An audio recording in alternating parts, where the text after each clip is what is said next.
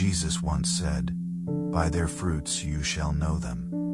Not by their loud promises, not by their religious appearance, not by one emotional prayer spoken when the heart was afraid. By their fruits, by what grows from the life when no one is forcing it, no one is praising it, and no one is watching. There are moments when a person is not afraid of hell, not afraid of punishment, not even afraid of death as much as they are afraid of one quiet question that rises inside the chest when everything becomes silent.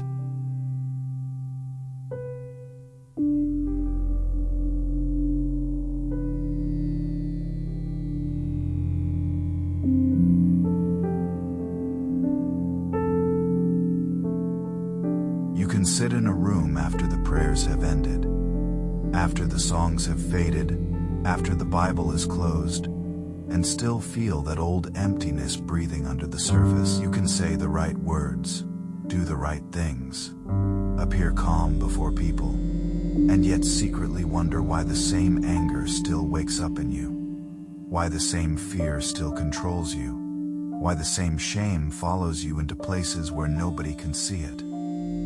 You may look at your life and ask, if I belong to God, why do I still feel so unfinished? If Christ has received me, why do I still tremble before my own heart? If I have been forgiven, why does my past still speak so loudly? This is where many souls begin to suffer in a hidden way.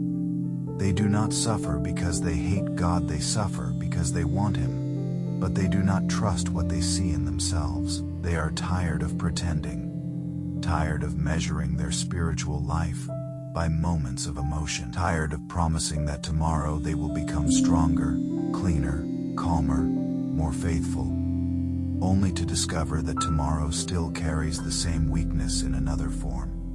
And slowly a terrible suspicion begins to form. Maybe I am not real. Maybe my faith is only words. Maybe everyone else has something I never received. But listen carefully. The deepest proof of a changed life is not that you can explain the exact moment when God touched you. It is not that you can point to the hour, the place, the feeling, the tears, or the sudden light. Many people can remember an emotion and still remain unchanged. And many people cannot name the moment of birth, yet they are alive. The wind moves where no eye can follow it, but the leaves know it has passed. The Spirit of God works in secret, but His work never remains without witness. A soul may not know the exact path by which grace entered, but grace, when it enters, begins to change the direction of the life. This is the test of discipleship. Not a loud claim, not a religious appearance, not a temporary excitement, not one beautiful deed performed when people are watching. The real question is quieter and more dangerous. Who has your heart? Where do your thoughts return when they are free? What do you love when no one demands an answer from you? What kind of person are you becoming when there is no applause, no pressure, no audience, no reward? Because character is not revealed by one bright act or one dark failure. Character is revealed by the direction of the habitual life. A river may bend around stones. It may become muddy after rain. It may be disturbed by wind, but its course shows where it is going. In the same way, one fall does not prove that grace is absent, and one good deed does not prove that the heart is surrendered. The question is not whether you have ever stumbled. The question is what your soul keeps choosing after the stumble. The first truth you must understand is that the new birth is often silent before it becomes visible. Many people expect the work of God to feel like thunder. They imagine conversion as a dramatic moment that leaves no room for doubt, a sudden spiritual fire after which temptation disappears, fear dies, and the heart becomes calm forever. But God often begins His deepest work like a seed under soil. No crowd sees it, no one applauds it. Even the soil itself does not understand what is happening. Yet something alive has begun. Christ spoke of the wind, because the wind cannot be controlled by human hands. You hear its sound, you feel its touch, you see branches move, but you cannot capture its origin or command its path. So it is with the Spirit. The Spirit enters places your mind cannot reach. He touches motives you did not know were wounded. He awakens desires that were buried under years of habit. He begins to make sin bitter, prayer necessary, truth beautiful, and Christ precious. You may not be able to explain the process, but you begin to notice the evidence. What once entertained you now troubles you. What once seemed harmless now feels heavy. What once pulled your heart easily now meets resistance. The old life still calls, but it no longer owns you in the same way. It means a new life has entered the battlefield. Do not despise hidden beginnings. The dawn is not false because the sun has not yet reached noon. A seed is not dead because it is still underground. A wounded soul is not abandoned because healing begins beneath the skin. The second truth is that outward correctness can deceive both others and ourselves. A person may live in a way that appears respectable without being renewed by Christ.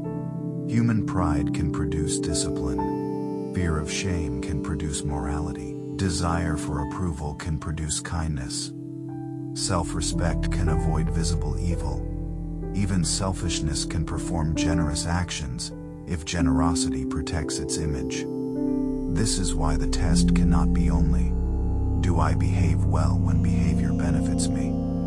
There is a kind of goodness that is only self-love wearing clean clothing it gives, but wants to be seen. It serves, but wants control. It avoids sin, not because it loves purity, but because it fears consequence. It speaks softly, but only because softness helps it keep influence. It can look religious while the heart still bows before self. This is painful because it removes the hiding places. It tells us that the appearance of change is not always the same as the miracle of change. A polished chain is still a chain. A quiet idol is still an idol. A life arranged for human approval can look peaceful, while remaining untouched by divine love. So the question becomes sharper. What moves you when no one praises you? What do you protect when obedience costs you? What do you choose when the old desire returns and offers pleasure without witnesses? What grieves you more, that you sinned against God, or that someone discovered your sin? What do you want more? To be thought holy, or to be made holy? The third truth is that love reveals ownership. If we are Christ's, our thoughts are with Him, not perfectly, not without distraction, not without seasons of dryness, but truly. The heart begins to turn toward Him as a plant turns toward light. We love to think of His mercy. We love to speak of His goodness. We feel drawn to what brings us nearer to Him, our best energies, our warmest affections, our deepest loyalty begin to move in His direction. This does not mean every emotion is sweet. There are days when prayer feels dry, scripture feels heavy, and the soul feels tired. But beneath the tiredness there is still a desire not to let go. A child may be weak and still know the voice of the Father. A traveler may be exhausted and still face toward home. The question is not, do I always feel close to Christ? The question is, when I feel far, do I still want Him? When I fall, do I run from Him or toward Him? When He corrects me, do I secretly hate His hand? Or do I know that His wound is meant to heal? Love is not proven only in spiritual sweetness. Sometimes love is proven in returning. A disciple is not someone who never feels the pull of the old life. A disciple is someone who can no longer make peace with the old life. The old pleasures may still tempt, but they cannot satisfy as they once did. The old sins may still call, but they now carry the sound of chains. Grace changes not only what we do, grace changes what we can no longer love without pain. The fourth truth is that real faith produces visible fruit. We cannot change our own hearts. We cannot manufacture holiness by force of will. We cannot bring ourselves into harmony with God by polishing the outside, while the inside remains restless. But if the grace of God dwells within us, the life will reveal it. A change will be seen in character, habits, pursuits, words, choices, and the direction of desire.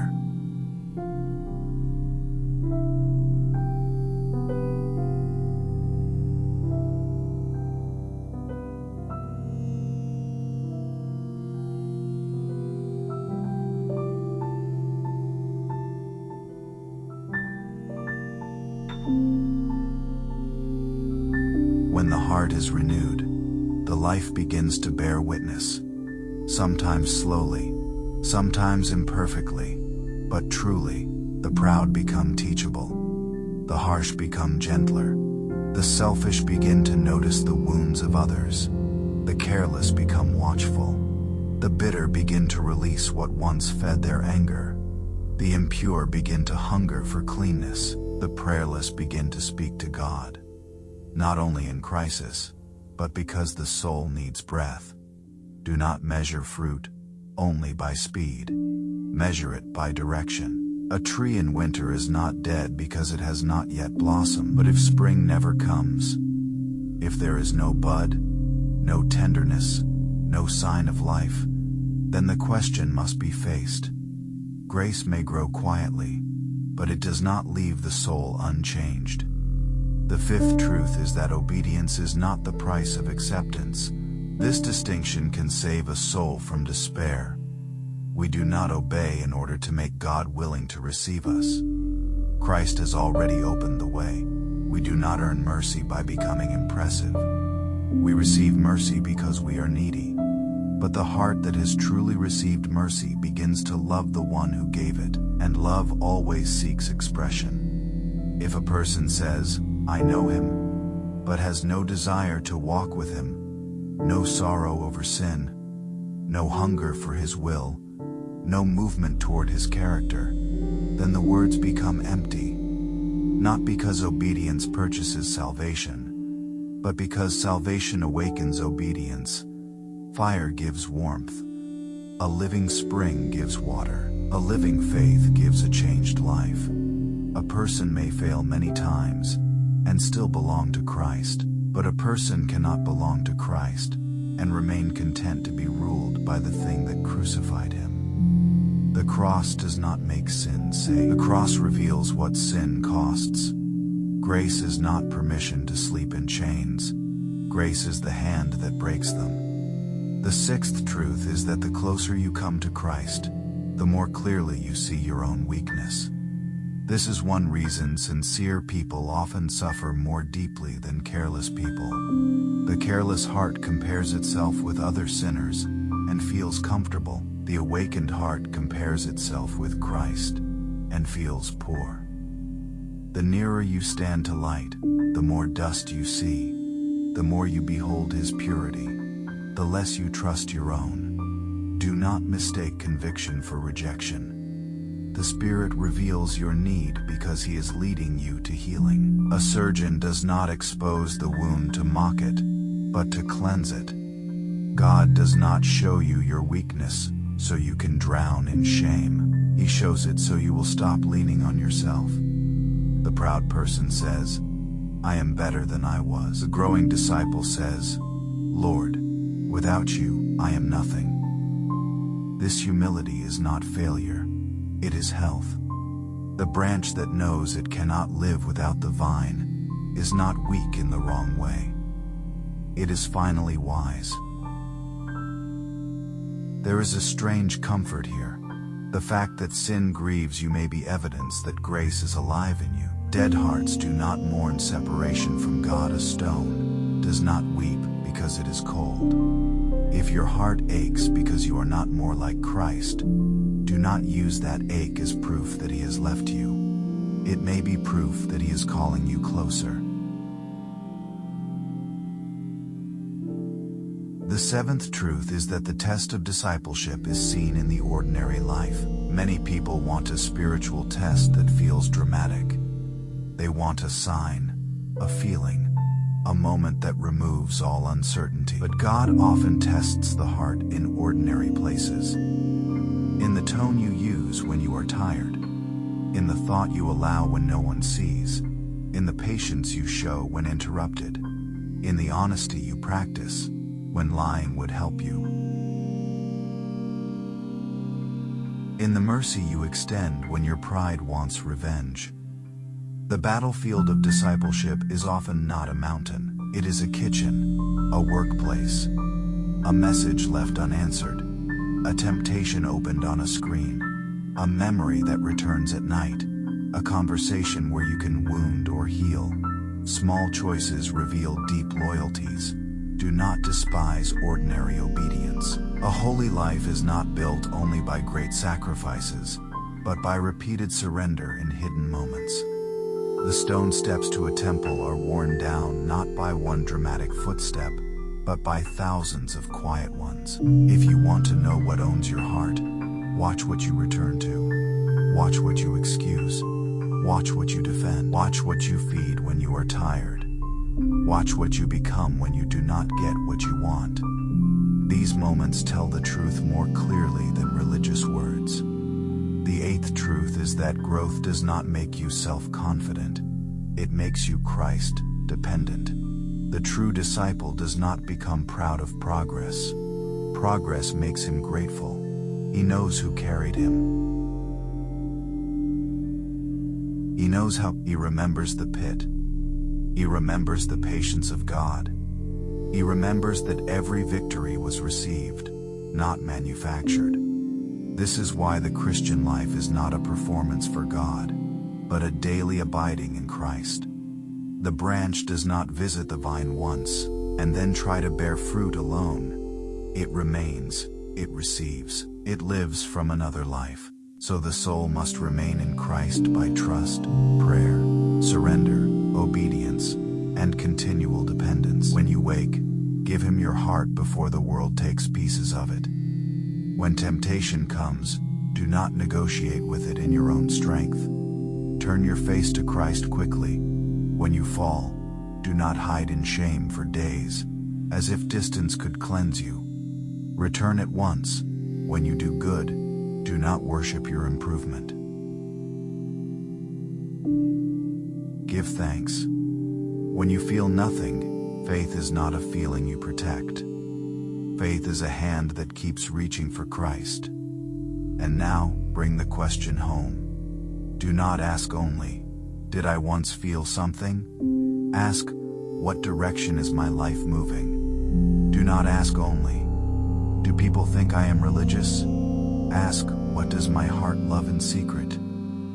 Do not ask only, have I avoided public failure? Ask, and do not ask only, have I done good things? Ask, who receives the glory in my soul? If you see no change, do not cover it with excuses. Bring it to Christ. If you see only small change, do not despise it. Bring it to Christ. If you see weakness, do not make peace with it, and do not despair over it. Bring it to Christ. The answer to every honest discovery is not self-hatred. It is surrender. You cannot create the new heart, but you can stop defending the old one. You cannot make yourself alive, but you can come to the one who gives life. You cannot cleanse the fountain by painting the stones around it, but you can ask Christ to make the fountain new. The test of discipleship is not given to crush the trembling soul. It is given to expose false peace and lead us into true peace. It is not meant to make the sincere despair, but to prevent the careless from sleeping. It is a mirror, not a prison. It shows you the truth so you can run to grace. So if your heart is asking tonight, am I truly His? Do not answer only with fear. Look honestly. Is there a new hatred for sin, even when sin still tempts you? Is there a new love for Christ, Even when your feelings are weak, is there a new desire for holiness? Even when growth feels slow, is there a new sorrow when you wander, a new hunger to return, a new tenderness toward His voice? These are not small things. These may be the footprints of the Spirit passing through the soul. But if you find that your heart has been divided, do not delay. Do not wait to feel worthy. Do not wait to become strong enough to come. Come because you are not strong. Come because the old life cannot save you. Come because outward religion cannot heal the secret wound. Come because Christ did not call the healthy, but the sick. Come because the door of mercy is open now. Kneel, if you can. If not with your body, then with your will. Say to Him, Lord, I cannot change my own heart. I cannot trust my own goodness. I cannot polish my life enough to make it new. Take my heart. Give me a new spirit. Make my life bear witness to your grace. Teach me to love what you love, to hate what destroys me, to return when I fall, and to walk with you when no one sees. Then rise and take one faithful step, not 10. One refuse one, speak one honest prayer. Open the word once more. Apologize where pride has resisted. Choose mercy where bitterness has ruled. Guard one thought.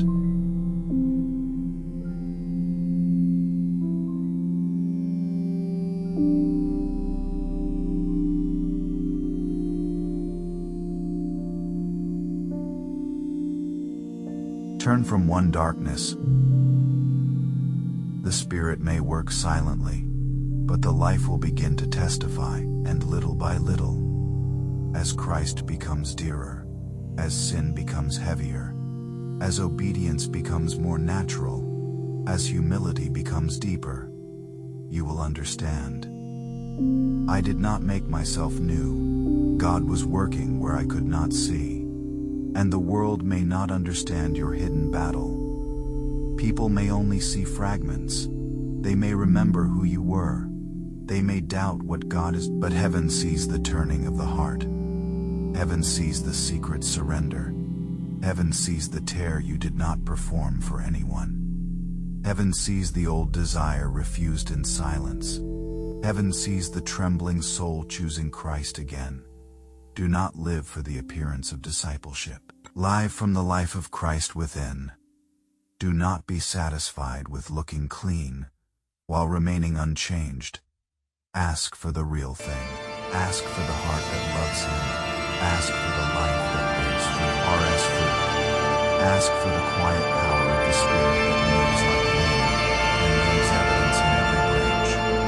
Because in the end, the question is not how loudly you claimed His name. The question is whether His life has begun to shape yours. Not perfectly, not instantly, but truly.